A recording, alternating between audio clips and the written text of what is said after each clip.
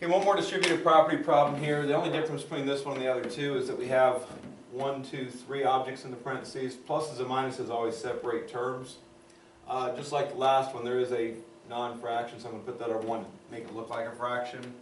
Once again, I'm taking the outside object, which is AB over C squared times the first object, AB over C squared times the second object, and AB over C squared times the third object. So we have 3 total multiplications here this time. And once again, each multiplication is a top times top over bottom times bottom. We multiply what we can multiply within each one of those areas. So for the black one, AB times XAB, A times A is A squared, B times B is B squared, X times nothing, no other X's stays X. On the bottom, C squared times C, this is C to the first. We add the powers, we get C to the third. For the blue multiplication, I'm multiplying a positive times a positive, so I put a plus sign. 2 times no other numbers, nothing happens to it. A times no other A's.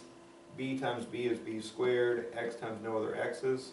On the bottom, C squared times 1 is just C squared. And then I get red.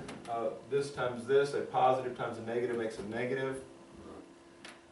4 times A times B, they're all different things, so all I can do is stick them together. On the bottom, C squared times C squared. 2 plus 2 is 4.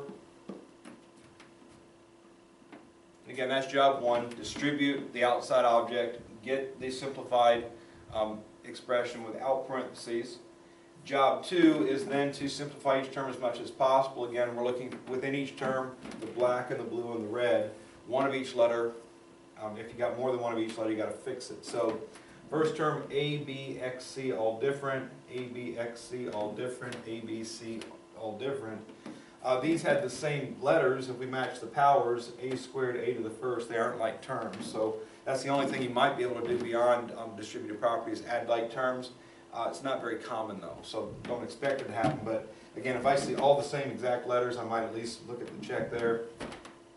Those don't match. B squared and X matched. The C's and the A's don't match, so we can't add them together. So that is the final answer. Simply multiplying it through is sufficient to get the best answer for that one.